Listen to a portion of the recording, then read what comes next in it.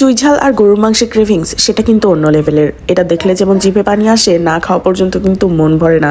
তাই আমরা চলে গিয়েছিলাম নর্থ টাওয়ারের অপোজিটে উত্তরায় সিরাজ চুই গোশতে। সেখানে যে আমরা কিন্তু ভরপেট খেয়ে এসেছি। আর কি কি অর্ডার করেছিলাম সব থাকছে এই ভিডিওতে, পুরো ভিডিওটি দেখবেন না টেনে। ভিডিওটি অনেক বড় হয়ে গিয়েছে, এই জন্য কেউ স্কিপ করে চলে যাবেন না, পুরো ভিডিওটা দেখবেন আশা করি।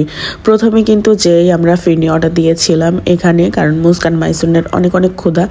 দেন আমাদের হচ্ছে সাদা ভাত, ভর্তা, তারপরে হচ্ছে ডাল আর হচ্ছে গরুর মাংস অর্ডার দিয়েছিলাম। তো তারপরে এসে গরম ভাতের উপরে এই যে ঘিটা ঢেলে দিয়ে গেল না, এটার ঘ্রাণ ছিল অসাধারণ।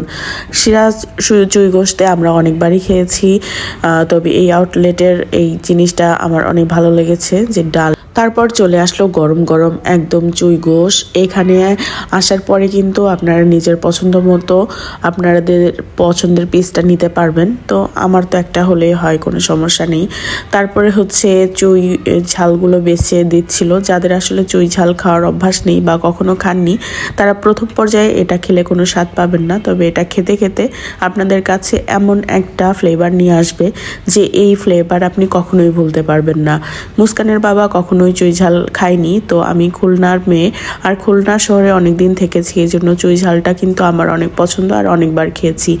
তারপরে কিন্তু ওকে আমি শিখিয়েছি চুই ঝাল কীভাবে খেতে হয়, ফ্লেভারটা কিভাবে নিতে হয়।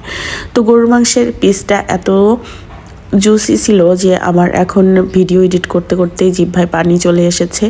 তারপর আমি পিসটা একটু ভেঙে চুই ঝাল দিয়ে একদম গরম ভাতে অনেকগুলা ভাত খেয়ে ফেলেছি আর কি।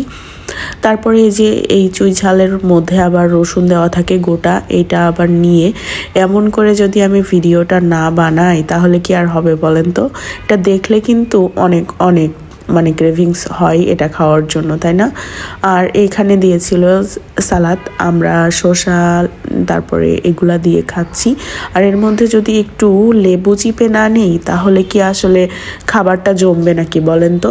তারপরে একটু লেবুর স্লাইসটা সুন্দর করে চিপে লেবুর রস বের করে গরম ভাতের সাথে গরুর মাংসের ঝোলটা মেখে খেতে এত মজা। তার মধ্যে আবার চলে এসেছে হচ্ছে রেজালা। এর মধ্যে আবার মুস্কানের বাবা রেজালাটা ট্রাই করেছে আর বললো এটা ফ্যান্টাস্টিক একটা কুক হয়েছে, এটা একটু টেস্ট করে দেখো। তারপরে আমি এখান থেকে একটা পিস আমি নিলাম, হচ্ছে গরম ভাতের সাথে খাবো। তো এটা খাওয়ার পরে আসলে আমার এমন ভালো লাগলো যে আমি মনে হচ্ছিল যে অনেকগুলো ভাত আরও বেশি খাই, কিন্তু পেটে একদমই জায়গা নেই। কি করার, আরও অনেক কিছু তো খেতে বাকি, তাই না? এই জন্য অল্প একটু নিয়ে খেলাম। তারপরে দেখলাম সিরাজ চুই গোশতে এখন আবার মালাই লাচ্ছি পাওয়া যাচ্ছে, দামটা রিজনেবল আর খেতে কিন্তু অসাধারণ। আমরা একটা অর্ডার করে দেখলাম ফার্স্টে যে এটা খেতে কেমন। তারপরে এটা খাওয়ার পরে যেটা বুঝলাম যে এটা আমাদের এক গ্লাসে হবে না, আবার আরেকটাও অর্ডার করতে হবে। আমরা আগে একটা জিনিস অর্ডার করি, সেটা ভালো লাগলে আবার আরেকটা অর্ডার করি। তো আমার হাজব্যান্ড বললো এটা অনেক মজা, বাসায় কিন্তু তুমি তৈরি করবে এটা। তো আমি আর কি আবার একটু খেয়ে নিয়ে দেখলাম যে এর ভিতরে কি কি ইনগ্রিডিয়েন্টস ব্যবহার করেছে। বাসায় যেহেতু ট্রাই করতে হবে, তাই না? আর এদিকে আমার মেয়ের মুখটা দেখেন যে ও কতটা বোরিং আসলে এখানে এসে। কিচ্ছু করার নেই, আমরা খেতে পছন্দ করি আর মুস্কান একদম খেতে পছন্দ করে না। ও তো বসে বসে ফিরনিটা খেয়েছিল আর ভাতটা একদমই মুখে তোলে নাই।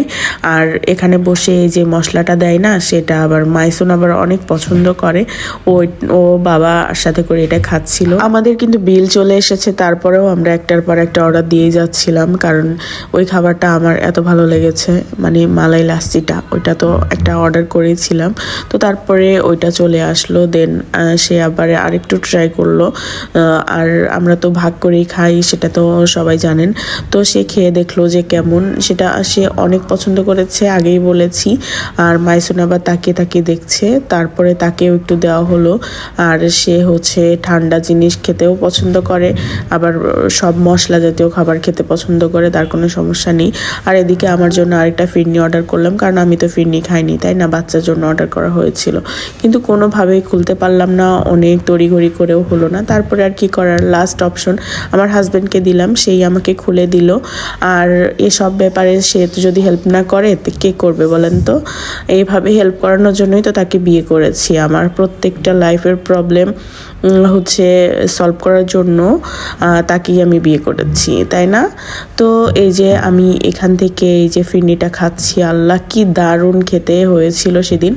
আর দেখেন একদম মালাইয়ের মতো, এটা খেতে ভীষণ মজা ছিল। আপনারা যদি সিরাজ চুই গোশতে যান তাহলে এটা মাস্ট ট্রাই করবেন। দেন আমরা আবার হচ্ছে অর্ডার করেছিলাম ফিরনি, তার মধ্যে আবার ওদের শসা বললাম যে আমাদের একটু শসা কেটে দিয়ে যান, আমার বাচ্চারা খাবে। তো তারা আবার বেশ ভালো ছিল আর অনেক ভালো ব্যবহার তাদের। যারা কিনা প্রচুর গরুর মাংস পছন্দ করেন আর অল্পতে পেট ভরে না, তারা কিন্তু সিরাজ চুই গোশতে এসে অনেকগুলো গরুর পিস খেতে পারবেন, তাই না? তো এখানে চলে আসবেন, এখানে কিন্তু অনেক অনেক মজার খাবার আছে। আর আমার এই যে ফিরনিটা নিয়ে কিন্তু মাইসুন আবার ট্রাই করছে, ওর বাবা ওকে খাওয়াচ্ছে আর কি। তো ও খাবে না, আসলে জোর করলে তো হবে না। অল্প একটু খেয়ে মানে মুখটা কেমন করছে দেখেন, খাবে না একদম। আমার তো দেখে এখন হাসি পেয়ে গেল। আমাদের এই ভিডিওটা প্রায় শেষের পথে আর কি। তো আমাদের ভিডিওটা আসলে আপনাদের কাছে কেমন লাগে সেটা অবশ্যই কমেন্ট করে জানাবেন। অনেকেই আছে খুব সুন্দর হয়েছে এইটা ওটা অনেক কমেন্ট করেন, কিন্তু আমার ভিডিও আসলে আপনাদের কাছে কেমন লাগে সেটা হচ্ছে আপনারা কমেন্ট করে জানান না।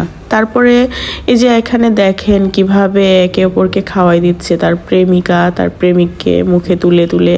এগুলো শিখুন আর রেস্টুরেন্টে যান আর এই ভালোবাসাগুলো শিখুন। তারপরে এই যে চলে আসলো আমাদের মজার এই মশলাটা। রেস্টুরেন্টে গেলে লাস্টে এই অপশনটা থাকবেই থাকবে। তো আমার ভিডিওটা দেখার জন্য অসংখ্য ধন্যবাদ সবাইকে, আর সবাইকে আল্লাহ হাফেজ।